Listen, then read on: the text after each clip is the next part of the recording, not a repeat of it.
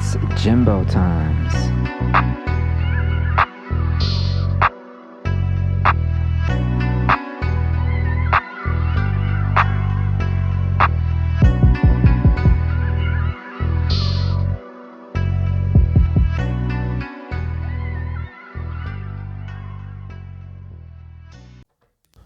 One, two. Oh, I could almost hear myself there.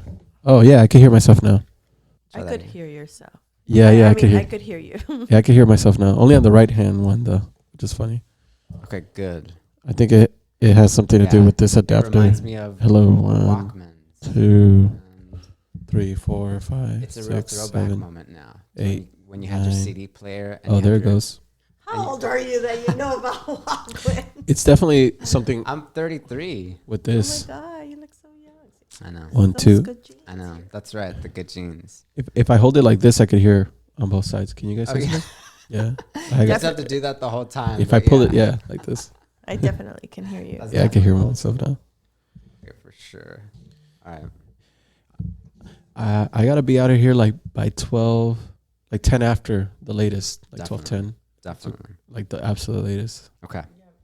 It's okay. 12:20 for the parking. Okay. That sounds good. That sounds good. All right, you two, let's get into it. So I really want to take a moment to thank the both of you for getting out to speak with yours truly on this installment of K-Town is Okay and JT, the LA Storyteller Podcast. It's a double feature. Oh, whoa. Right Nice, on. nice. 2 for 1. That's right. And you are both legends in my book and not just mine. I want to give you each the chance to introduce yourselves. Why don't we start with you, Monica, because you found parking first. Well, my name is Monica Garcia. What can I say? I'm a descendant of Mayan and Zapotec people. I grew up in Koreatown all my life. And I'm currently an ancestral healing practitioner and applying to get my AMFT license. Yes. Oh, my goodness. What a journey. Right on. Thank you. Thank you for that intro. And I'm excited to be here. Thank you. Yes, we are excited to be here with you. We have already gotten through so much. And Vlad, please tell us a little more about you. Yeah. My name is Vladimir de Jesus Santos. Both of my parents are from El Salvador. I was raised in Koreatown. A filmmaker, writer sometimes. Kind of a little bit of everything, you know, but Yeah. I've been focusing mainly on like shooting and editing stuff. Yes, and also for our listeners' reference, Vladimir is one half of the legendary Ey Foo You, a Rocker podcast. So Yeah. Yeah, right huge on. dedication to K-Town from the jump, and really to have you on right now is it's paying homage to that. Oh, thanks. really I appreciate is. that. Yeah. I just realized I haven't, like the last time we did a podcast, that was it. So it's been a couple years for me. It's been like 2 years at least. Yeah. Shout out to your partner in that work, to your colleague. Yeah. Alex Bravo, shout out. Let's go. It's so important because without that, I Also a might have K-Town never fool. found Vladimir. Oh, yeah, really? Yeah. How did you come across it, by the way? It's interesting. I suppose that I was looking around for LA podcasts for a moment. I was kind of just like searching little by little. And then eventually, maybe I typed in K-Town or Koreatown at some point. And you know what it's like when you're going through all these different sources. You try to find something that hits close to home. And when I saw this podcast between you and Alex, I thought, oh, okay, let me give this a try, see what happens. And then I realized, wow, these are like real LA-born K-Towners. And like they are really going in on their neighborhood and the culture and the story. And so I thought, like, I have to hear and find out more. And I got through most of the podcast, and then I realized, oh, the podcast is no longer going. I actually messaged Alex at one point, and I was like, hey, when's the next episode? You're like, I'm ready. Yeah, and he was like, oh, well, there's a story behind it and everything. But nonetheless, I still made a note at that point and said, for sure, I got to honor Ey Foo You, a Rocker, because Thanks, man. That's real Los Angeles. Yeah. Thanks. Yeah, we were trying to honor all the rocker foods, with that too. Like we were talking about earlier before the podcast about primary documents. We're like, I don't know, I haven't heard any rocker foods talk about anything K-Town related, so like we need to do that. That's dope. That's dope. Seriously. So 2 legendary figures from the K-Town side in Los Angeles for K-Town is okay and more. And I want to ask you each how you rang in the holiday season / New Year. Vlad, you told us a little bit about recovering actually from the big scary one. Yeah, I got COVID beginning of the year, January 2nd. I first got a cold, and then I spent like the last. Well, I'm better now. This is the first week. That's why I don't know if you could hear in my voice. I sound a little ragged, but yeah, I was sick. I mean, the holidays were okay. Like I wasn't sick at all. I was actually. That's when I heard about the wave coming in, right? And I just ended up getting it. It was tough. It was tough. Goodness. Well, Yeah. I'm so glad that you're better. Seriously, I'm so glad that you could make it. Yeah, thank you. Yeah, I'm glad. I've went through the whole motions. I'm like, health is wealth. I gotta work. Absolutely. Yeah. I'm like, damn, I gotta really take care of myself. Especially getting older. We're not getting any younger, so I'm like, I need to focus on maintaining my health for as long as I can. Well, we have a practitioner in the building with us, so This those are all in alignment. I don't believe in coincidences, so That's we're all right. here. Absolutely. Our paths. Yeah. So we tend to really spend the holiday season relaxed. We don't do the gift giving or gift exchange. We haven't done it for years. We're pretty much just like, it's for us, December is not like a let's go. It's more like a relaxed, putting everything down. So we tend to do that. We are usually at home with family. Family does come, and I think the center of it all is just having a meal together, which family's always working and having 2-3 jobs, so it's really hard to do that. So we take advantage of that time to really center togetherness without the gifts, without the hustle and bustle of Christmas time. So yeah, my Christmases are usually very relaxed. And you mean as a member of the Mayan culture, you mean as Mayan people, generally speaking, you don't celebrate the way people typically celebrate this time of the year, I believe. Yeah, so I was telling you earlier about the Mayan culture that, because we were talking about January, how, oh my gosh, we're in January already. And for the Mayan culture, really, January is not a beginning month of the year, it's the end, because the energies of January signify death. In the Mayan culture, you're born under certain energies. And so during this month is pretty much the last month where everything is dying, and you're supposed to move slowly to allow that symbolic death of whatever you're leaving behind leave you, and for you to, because death really has a polarity to it. It's death and rebirth at the same time. Right. So this is the month where you move slowly, and I don't think we think about it in my family. We're like, oh yeah, let's follow the Mayan tradition, but I think it's in the memory of our bodies that we don't even think about it. We just move slowly, like without even knowing why we're moving slowly, but it's because it is in the memory of our bodies and our ancestors on December or January. It's very like, yeah. I mean, that actually sounds healthy, right? It sounds like a mindful practice to be cautious with your pace, especially at a time when there is so much running around and there is so much anxiety in the air over the gift giving, and there is just so much traffic down these highways and all through these stores. So I could totally see how it's just a healthy practice to find your own space to slow down in and take your time with your people, with the people who are a part of your life and who you can share a meal with, and keep it at that. Pace is peace. I like that. Pace is peace. Hey, that's a good one. Bars. Bars. I'm gonna start saying that. Say it. I'm It's gonna all start- yours. I'm gonna start living that actually. Let's go. Let's go. Now I have an excuse for why I'm like, I don't really want to do anything in January. It's indigenous. Indigenous. go. Yeah, no, Let's it's in your go. body's memory.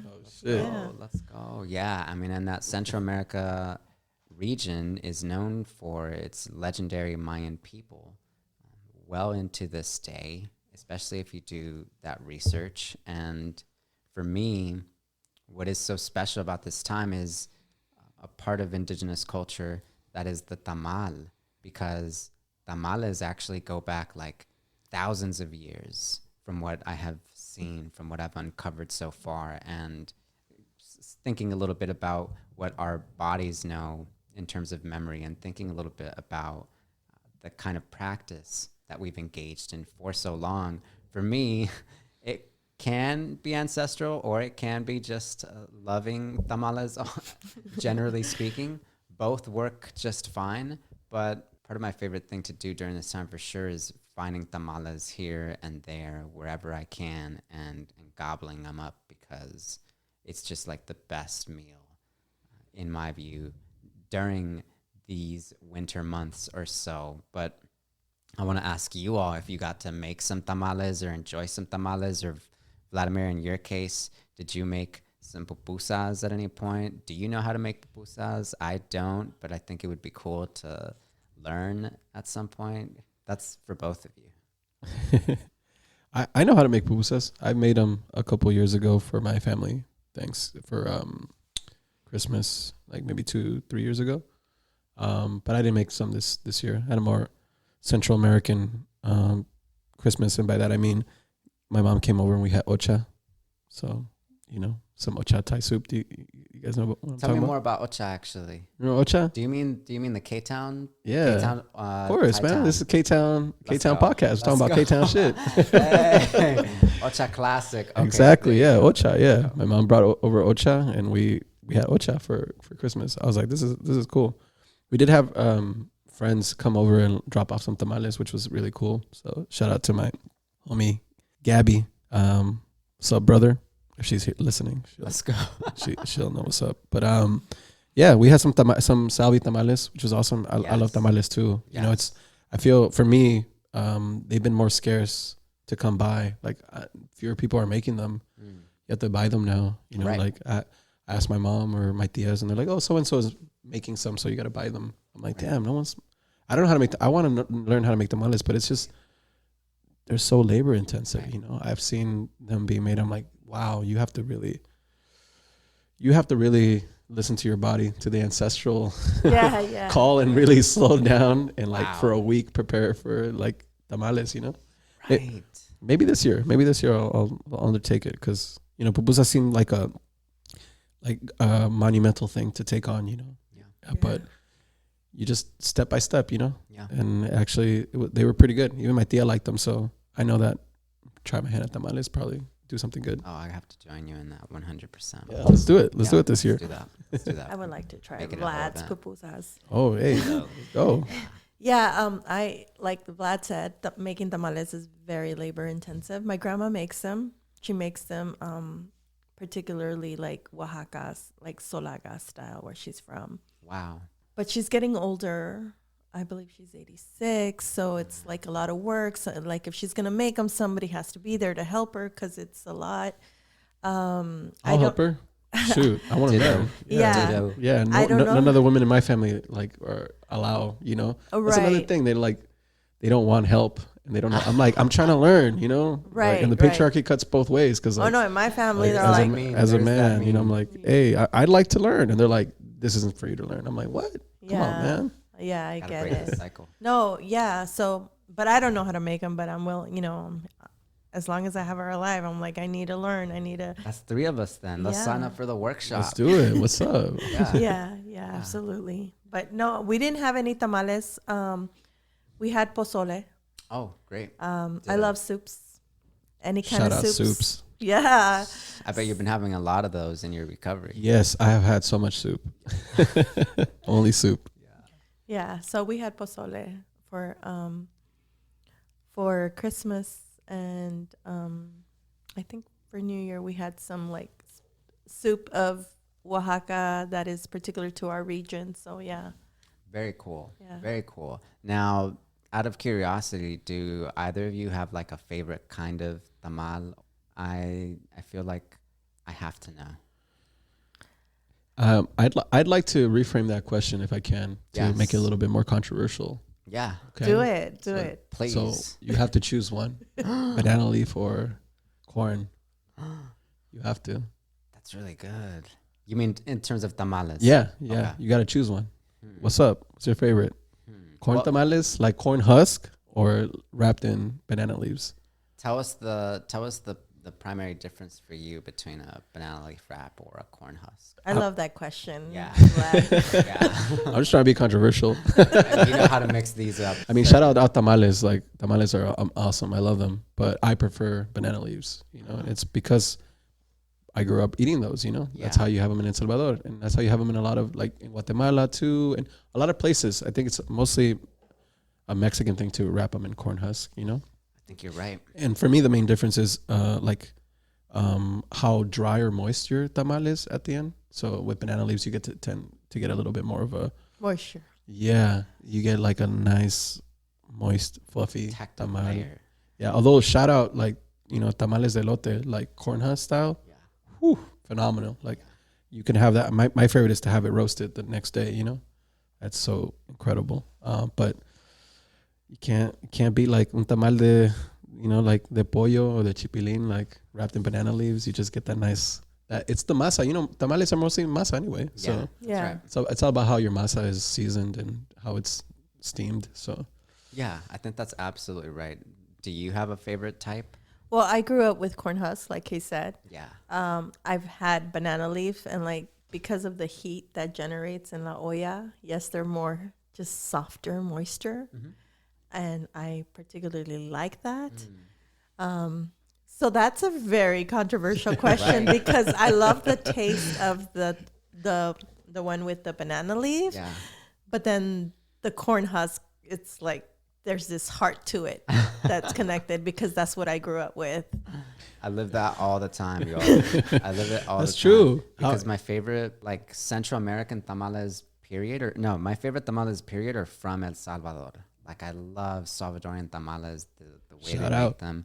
I've got a shop, and then, like, even when I go as far as North Hollywood or getting into the valley sometimes, I know where to find the Salvadorian tamalera ladies so that I can get their style. I love their chicken tamales, but at the same time, I love chicken mole tamales, which are also like a huge deal on the central side, Pico Union, K-Town area. So like those are very difficult to choose between, but I do feel like if you're lucky enough, you wouldn't have them all in one sitting. You have them maybe one day after the next. Like today's a chicken mole tamale kind of day, and tomorrow is going to be a Salvadorian chicken tamal kind of day. I feel like that's, I don't know, the most balanced way to have these. it's very diplomatic of you. It's very diplomatic. You know, I'm trying to like poke and prod, and you're very diplomatic. I like Yeah, that. but now that you mention it, I would really love a tamale fest. I'm sure you know about maybe more of those than I do, but I'd love to attend a conference of tamaleras and tamaleros and just like go through the rounds. That'd be awesome. The closest thing I've seen is I did go to like a food festival in Indio, like the Coachella Valley, and they had a bunch of different they had a little festival with tacos, but then they also had a section of tamales, different tamales. Okay. And then LA Taco just did last month, Yeah. for the holidays, it did a list of like 12 best tamales you can get in the city. And it's like a good combination. But I think I find the hard thing is that tamales are such a seasonal thing that no one's really making them year round, and if they are, they're not. I don't know. It kind of it You begs the have to question. know the person that is Yeah. selling them. Or the and- spots. Because You I go to do. 8th and Rolo any day of the week. Facts. Get you on the tamales. That is Yeah. the spot. Oh Western my Santa God. Monica as well. They got a little corner, and it's in the AM too. Like the construction workers in the city know where to get the tamales. That's who we have to be asking. 100%. Yeah. That you hit the nail on the head. Like that's how you find good eats. Yeah. Like what are the construction workers eating? A lot of times they'll have the trocas pull up to them, you know, like the food trucks pull Yeah. up. They know their spots. I've seen that too. Yeah, because where I was living, there was a construction of a ugly, you know, fucking displacer building for like 5 years. And, you know, the food truck was coming by and it was good though, you know, but it's like bittersweet because you're like, damn, they're building this ugly ass building. In place of the truck. Yeah. No longer making room for the truck. Yeah, exactly. And it's down the street from Mirolo and 8th, you know, which, Of course it is. man, Of course it is. hey, that's a good spot, man. That's, All, you know, all the good food is there. For real. Oh my goodness. that's for me, that's the heart of K-Town right there. Yeah. If that place ever gets gentrified, it's a wrap. Like it's over. Absolutely, I agree. Right. I mean, it's so interesting to think about because that's where Pico Union meets K-Town, and that's where like it merges into one solid path. And then to think that you're also not far from 11th Street and the Salvadorian corridor. I mean, again, going back to the heart of these neighborhoods and where they intersect so well, I can think of few places like 8th and Irolo, and I love it so much. Yeah. Yeah. Shout out that little intersection. I'm so glad that we brought it up. Yeah. Hardcore Oaxacan, hardcore Salvadoran, hardcore Mexican, Everything. hardcore Korean too, just down the Korean, block. yeah. That's right. It's like just in one block, you'll have a KBBQ spot. You'll have the Oaxacan, what's that restaurant? Sabor Oaxaqueño. Yeah, that's right. Yeah, and then Oaxacan food trucks. I like the tlayudas from the food truck right across. There's a hair salon. That's where I go get my haircut. I've been getting my haircut for 20 years there. I love that. Shout out to those señoras. Yes. Similarly, I got my haircut lady. They're always the best, actually, like because they've put in so much time, and every time you think you're gonna get them, or every time you want to doubt their skill, even after all this time, they got another thing coming for you. Because yes, my barber lady has been in the business pretty much in the same neck of the woods right here on the East Hollywood side for about 40 years, she said. You trust those hands? Yeah, absolutely. Yeah, any day of the week. Yeah. I'm like, I don't even choose anyone anymore. I'm like, whoever is here, you can cut my hair. I don't care. I know it's gonna be good. Señora, that's right. You know? Like, Yeah. whatever you say, señora, let's get it. Always nice too. They compliment you. I'm like, I prefer that over a barbershop any day. They remember where you left off on the last haircut. You're so right, Yeah, though. yeah. On the conversation, you know, like, Yeah. so tell me about what happened then, Yeah. you know? But, now that you mention it, and we mentioned the gentrification of these neighborhoods, and we mentioned holding on to these really sacred parts of our community, those barbershops and the ladies at the shops, as well as these food vendors, we as a city have to ensure that they remain in Los Angeles because they're already such a huge part of the fabric of what this city means to so many people out there. So even as we describe having less tamales to find on the streets of LA nowadays, and as we describe a world where these troqueros somehow end up having less space to conduct their business, it's a reminder that, like, especially in K-Town, there's so much business coming in, so much overdevelopment, and it's pushing so many of our community members out, and we have to make that call heard so that the reps coming in are aware that this is the neighborhood we mean to stay in. We were talking a little bit about your daughter, for example, and her interest, her desire to go back to the neighborhood she came from. And it's like, well, then it's important to make sure that the neighborhood is still here when you are ready to return, because why shouldn't we have neighborhoods that we can hang on to in a city like LA where we've invested so much time in crafting a home within them? So Yeah, I agree. Like in essence, like K-Town is the way it is because of the people that have built it that way, that have pretty much given it the essence, you know, the sabores, the sounds, the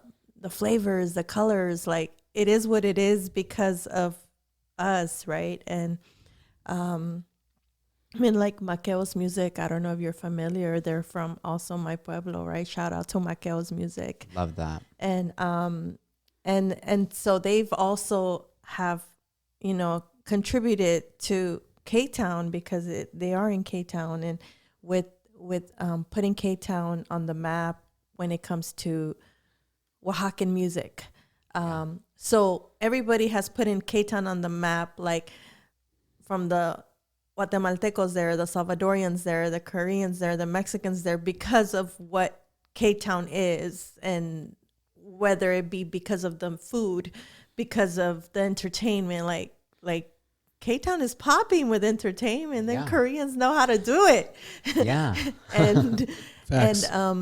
but yeah, like you're saying, like to keep it the way it is, because it is cultural, but at the same time it's so lively, and at the same time the youth is also becoming part of it and loving it. Like my daughter's 23 and I'm 47, you know, and I grew up there and I love it, and my daughter's 23 and she loves it. To have that gap of like, wow, K-Town is in her heart, a woman that's 47 and a young woman that's 23, that shows you how much value we have invested in our, like in K-Town as people, and what we have contributed together, you know. And so it's hard when we see like the rent increases, like they said they would keep it at 3% and they voted for 4%, and little by little it's hard to make it affordable for us. It's like you said, the gentrification, they're wanting to like make changes, like, but it's the people that want to make changes, people that don't even live there. That's exactly right. So I mean, Vlad, I think you know more about that than I do, as in you've seen overdevelopment through K-Town pushing so many folks out. Yeah. I mean, it happened to us, you know, multiple times actually. You know, I think it's easy to romanticize like how great Koreatown is, you know, but the reason I feel like a lot of times we before, at least for me, I could speak for myself, before I came into the understanding of Koreatown and for what it was and being proud of it, you know, it was just the only place we could afford to live. Yes. It was just an economic decision. You know, we were in Pico Union in the 90s during like the peak of gang warfare, you know, gang injunction times, like hardcore, you know, traumatic things happening around the time in front of kids, you know, a lot of violence. I saw a lot of violence. So moving from Pico Union, you know, which is historically a landing point for a lot of Central Americans, for a lot of Salvadorans, to Koreatown, it wasn't like we were here now. It's just like, this is the only place we could afford to live. And, you know, we could go back to South Central, where, you know, that's where I moved around a lot in South Central first before we settled. I consider K-Town home because it's the first time we lived more in a place for more than a year. Wow. When I was 9 years old. So I was like from 9 up until I was 23, you know, that was like, it was Koreatown. That's the longest stretch ever for me. And I think it was like, it's just hard to like, it's hard to see that neighborhood, you know, that you have to move in for economic reasons when you're like poor, and then it becomes something because of you, and then now you're being kicked out of that, and it's like you can't have shit, like you're saying. Right. You can't have anything. So like, you know, we moved to Palmdale, you know, during 2008 when the housing bubble happened. Some friends that did that just as well. Yeah, you know, like I was having a conversation with somebody, like, and it was like mixed company, and they're like, "Oh, you guys moved to Palmdale? Like, what happened to your house?" It's like, we lost it. Like, we didn't move out of like because we wanted to. It's just like we're like victims of the economic policies happening, you know. So coming back to K-Town, it was tough though, you know, because it was still kind of on the upswing of gentrification. You know, there's a lot of college students too. There's a lot of creatives that have moved into K-Town in the last 10 years, and that made rent go up higher. People were able to afford, you know, in a family unit that was like $800 for a 1-bedroom, 2-bedroom. You know, you could have one person who is a creative who can pay that, you know. So there's a complicated discourse happening in Koreatown. Yeah. It has been a haven for creative folks, and like what they say, you know, the like petite bourgeoisie moving in, but then it's like real families have been displaced, you know. In the last building I lived in, like right off 8th and Serrano, it was kind of an interesting like hodgepodge of like people who have been there for 20 years. Yeah. And then like people, like a whole family who lives in a single, you know, they're still paying $800-900 for a single.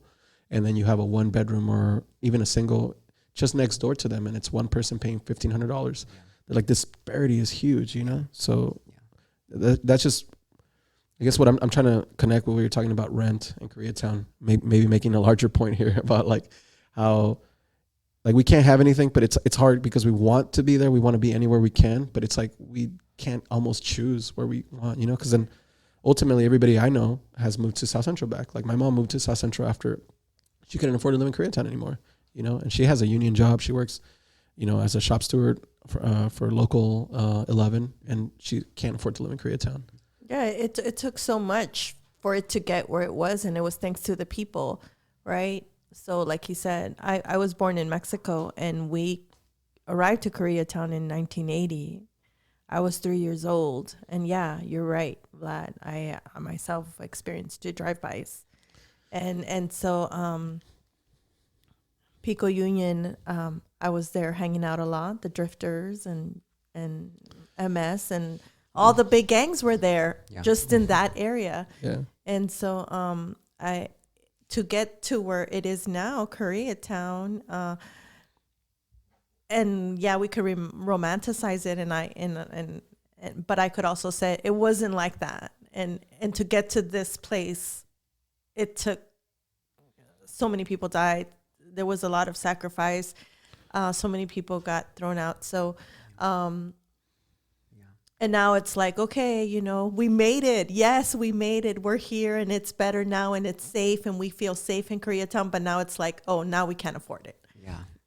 Yeah. I think about the racial violence inflicted on these communities and the fact that actually racial violence, especially in the 90s leading up into the 2Ks, is a part of what kept these neighborhoods so unattractive and therefore more affordable for our communities. We were associated with making the city more polluted, more violent, more unruly, which is a huge part of what drove white flight in the 60s and opened up so much of the neighborhood like K-Town in the first place.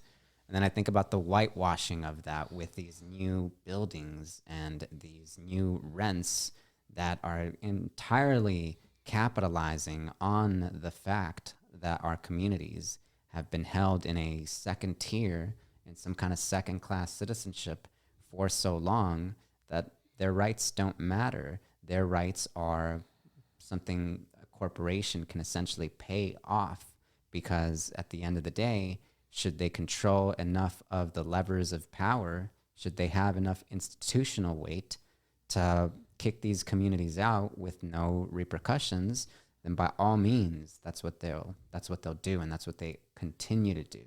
And so I also think a lot about what you said, Vlad, in terms of moving from place to place. I wonder how this has impacted Central American communities, especially because of the instability since the 1980s, including in Los Angeles. Because when we talk about gang violence and the legacy of gang warfare in Los Angeles, I also think about all the instability that brings with it for young people, for these working class communities, for these families, and so on.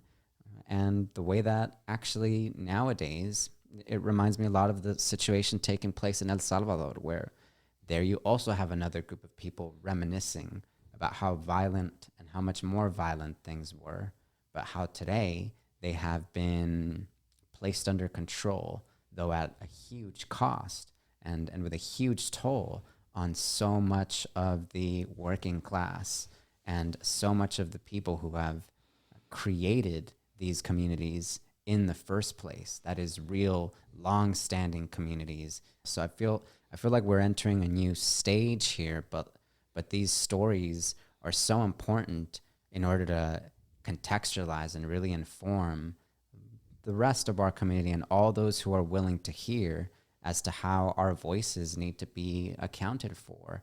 I mean, that's why we take the U.S. Census every 10 years, isn't it? Like, to count everyone. That's why we vote every 2 or 4 years to have our voices heard. And yet here we have a situation in which these stories still need to see more light, because the city is not yet heading in a direction where more of our voices are being included rather than not. Yeah. It's a lot, right? Like, it's a lot. Yeah. It's kind of the eternal struggle, right? Like, these are like, oh man, like perennial issues. It's just like, when will it, I'm imagining like 1,000 years in the past, people were having these discussions even before the Spanish arrived, you know, like before Europeans were here. They were probably like, man, this fucking chief has got shit fucked up. Like, This drought right now. yeah, he wants like 10 more bushels of fucking grain a year now. Like, he only said 2 last year, and now we gotta, you know. It's the people of power, like you were talking about the gangs, these oppressive systems, and where they throw us like, here, you guys, this is what you can afford, the polluted place here.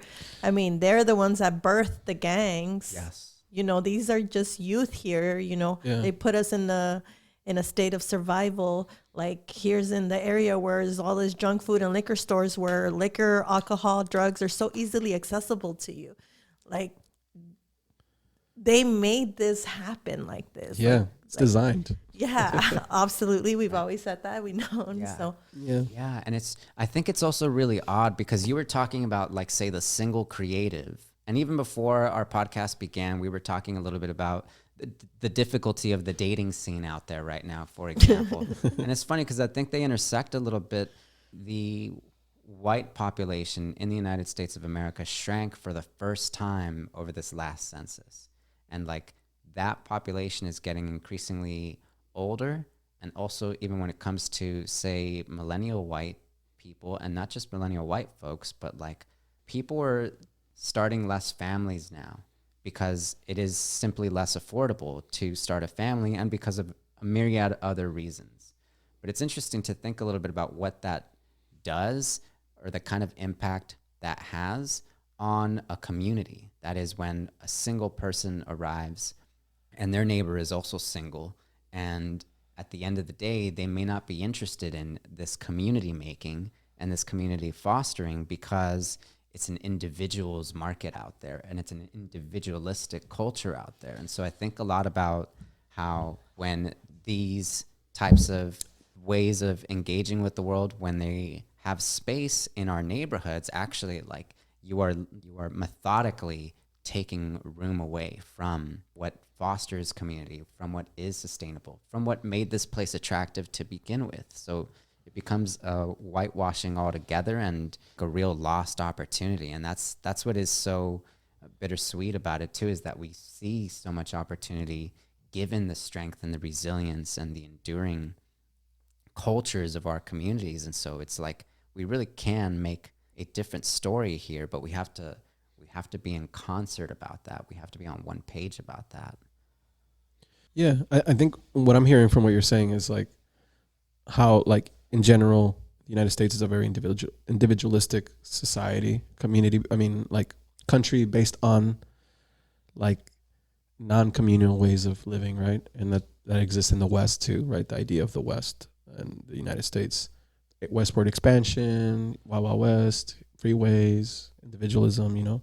So, yeah, and especially with Hollywood, LA, you know, being here, people come here, they want to, like, it's like not the gold rush anymore, but, you know, some type of, like, fame, you know, doing this and that. And it's, you know, attractive, it's luring. It's not sexy to be, like, community based and, like, be like, oh, let's think about I'm gonna think more about everybody else except me, you know. It's not sexy to do that. So I understand, you know, it makes sense. It's this country's like, yeah, man, I don't know. It's like, This country's in an election year. it's fucked up, man. It's like,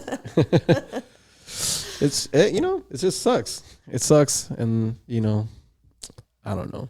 The only thing we could do is, like, hold each other close and accountable and care about each other, you know, doing stuff together. You know, I'm not trying to be too negative, but, you know, I don't think I have, like, this view of the country as not being built. It's built. It's like, people are always, you know, kind of like, oh, this, you know, this sucks or whatever, you know, like, the United States, like, is a shitty country, but it's like, it's a great country for the people who, like, benefit from it, you know. It's, like, designed to do the things it has. It's a well-oiled machine. It's actually not, like, fucked up and, like, you know, falling apart. It's, like, really well built if you're, like, trying to make a lot of money and exploit a lot of people. It's so good for that. Like, it's built just for that, you know. It's like, how can I be a business owner and get over regulations and hire a bunch of people at, like, subpar living wages, you know, and make Elon and Zuckerberg and it's amazing. Like, it's built for that, you know. So it's, for me at least, I'm like, yeah, this country is what it is. It's like, how do I exist within that then now? Like, or how do we, you know, because I'm not thinking individualistic, because a lot of times, you know, I feel like we take on a lot of the ills of the country and like our communities. Like we're like, oh, it's like, oh, I need to recycle more, then I'll save the planet. But it's like, man, we can't recycle our way out of this, honestly. Yeah. Like it has to be no more plastic being made. Yeah. It has to be like major regulatory practices that regulate industries, you know, not people. Like it's like these industries need to like be regulated. These like, you know, they're the ones causing all the, at least for pollution, you know, I'm just talking about pollution. Donate to charity out of this one. You can't, yeah. And then, you know, that's another whole thing about charity, you know, and like philanthropic institutions are like, they're kind of like a distraction. They also help capitalism, you know, like there's a book like, you know, like nonprofit organizations aren't going to be that. Like they're not going to solve the this nonprofit crisis. industrial complex. Yeah, it's like that's part of capitalism too. Like the problem is, you know, it's always capitalism. Yeah, it's just absolutely. like how it rears its ugly head, and how, you know, at the end of the day, it's like, how are people trying to capitalize? How are people trying to get one over, you know? And that's celebrated in the United States. It's like, how can you get one over other people, you know? And there was this whole, you know, baby boom lie about like college and how that like makes you smarter, but like now that's like not sustainable, right? It's like that even pride for your college too, like absolutely, yeah, you know. Yeah, it's all BS. I think doing stuff like this, coming together,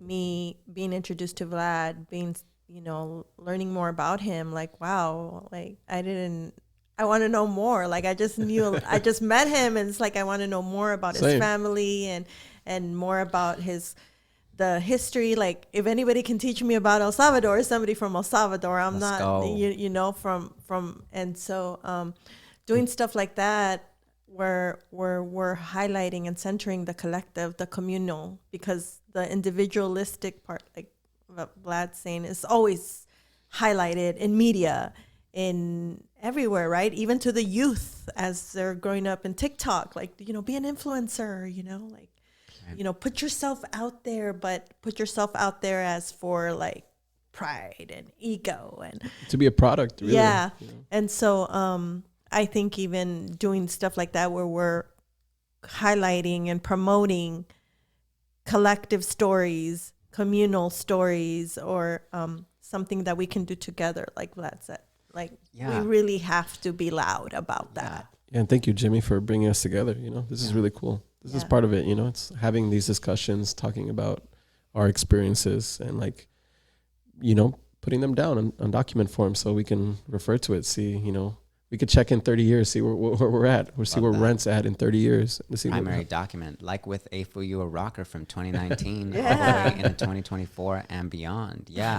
I mean, and that's the other part too, is that we have been up to this for a while. Like our communities have been telling these stories and breaking bread for so long that this is how, in an interesting and complicated way, this is how we survive. You were talking a little bit earlier, Vlad, about the stories, including the ideas that people have in their mind about a nation or a nation state, or their nation and nation state, and the way that these things have real reverberations for how people interpret their place in the world and their relation to others. And so I do think that, including for those youth and those still coming up, those who may just be meeting K-Town over the course of the next couple of months or this year, K-Town is okay, and voices like Vladimir's, voices like yours, voices like mine and Helen H. Kim's, and that of our shout out peers. Helen. Yeah, That's right. shout out to Helen. Also we recovering miss you. from the Cove. Yeah. Hey. All of those inform practice, and they have their own impacts in ways that we can't even necessarily see. You take a pebble and you toss it into the ocean, and that actually has reverberations that you cannot trace, but which will nevertheless be made.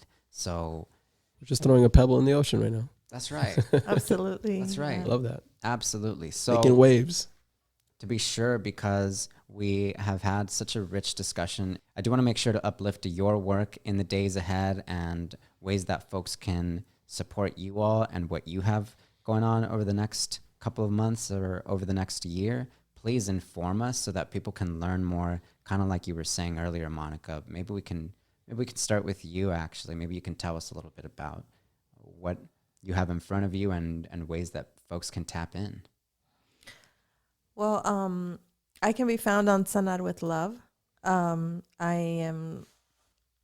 doing healing practices and stuff I've learned ancestrally that have been passed on by elders, by my grandma, by my mom, utilizing the old ways to heal just holistically, right? Not just right here, they have us in parts, the mind, but we're all connected, mind, body, soul, spirit. So I'm working on that. Usually I take my clients to the park or to natural spaces. I do believe in energies and like when you're in an open space with nature and really just giving someone space and talking about whatever issues may be affecting them or whatever they want to work on.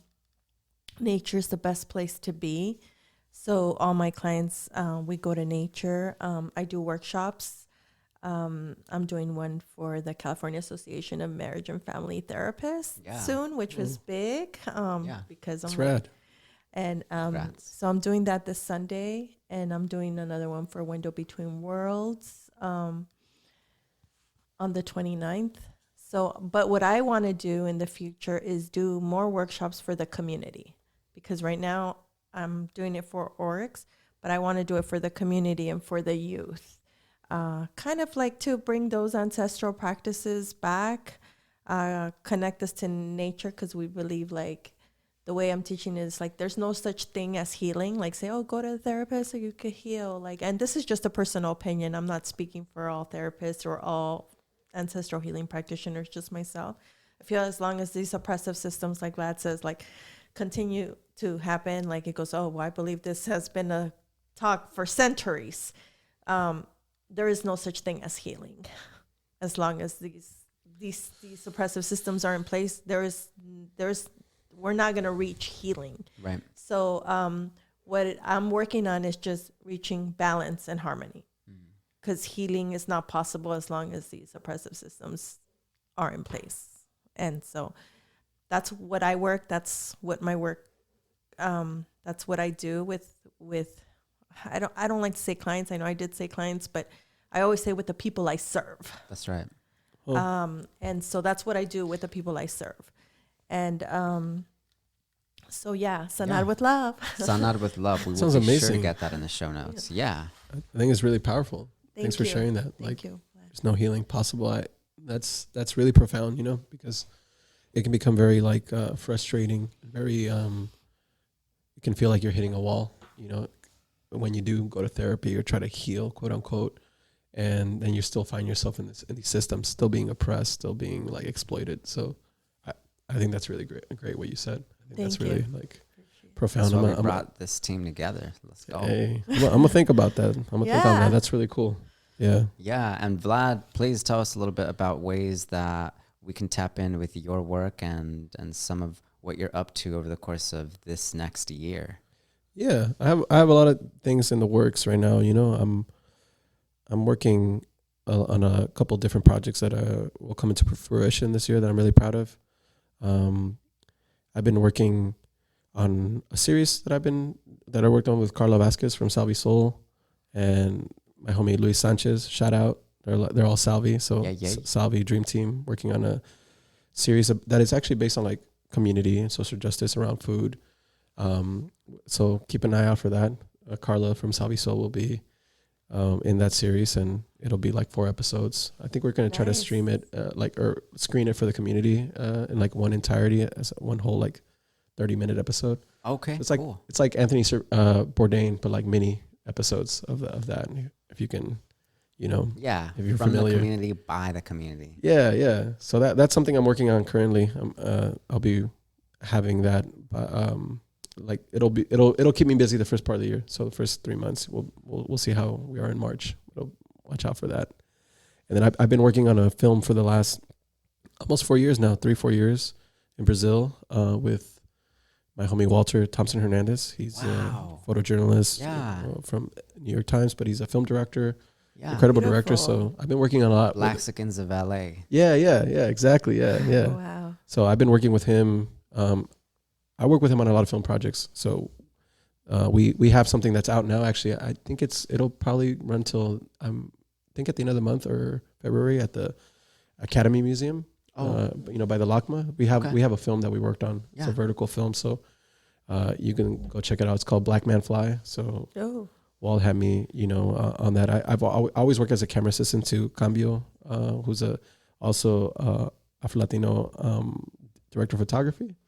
So he couldn't do that, so I stepped in. I'm proud of that. It's at the museum, so. Oh, for That's sure. awesome. We're going to that. Congrats. Thanks. We're Yeah. definitely going to Congrats. that. Yeah, check it out. Yeah. It's at the Academy Museum. It's playing in a vertical screen. It's really cool. It's like 40 feet.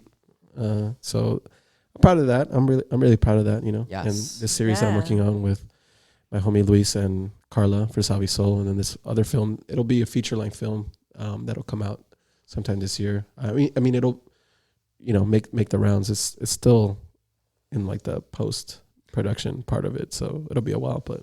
Definitely. And Yeah. please tell us Keep how us to keep up updated. with you. Yeah. Like where do we find you for those of us who just need to Yeah. learn more? I'm on Instagram as Fashion Novio.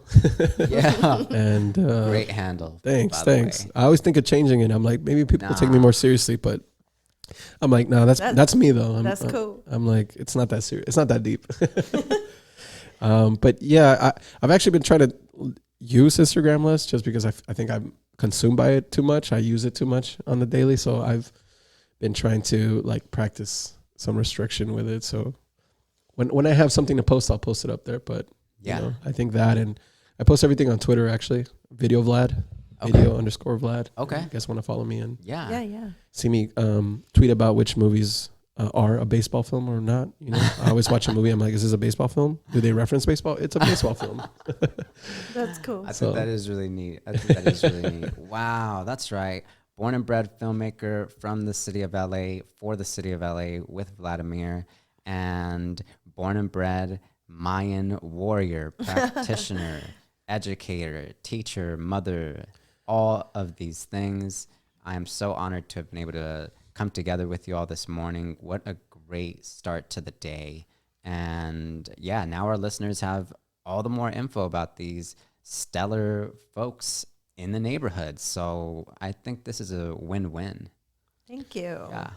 Thank you, Jimmy. Thanks for having us. Thank you, Jimmy, for doing this and not just with us, but for the stories you're still telling, for the Exactly. great storyteller you are, stellar yourself, Yeah, exactly. and Cheers, for cheers. the new project Yeah. that you are doing. Everyone, help right. Jimmy. That's right. Let's Yeah. go. We're fundraising to visit El Salvador for just the second time ever.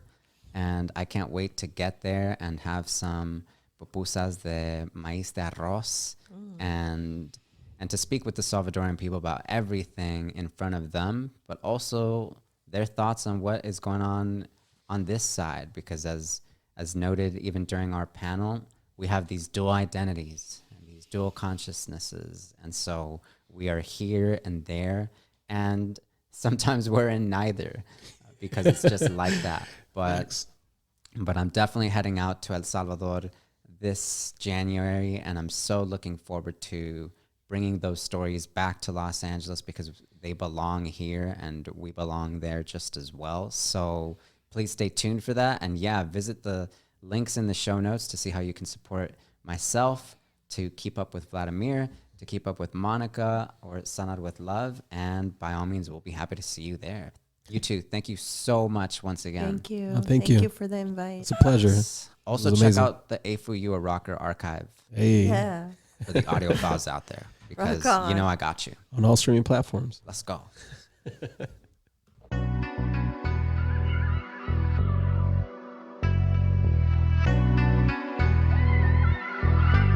It's Jimbo times.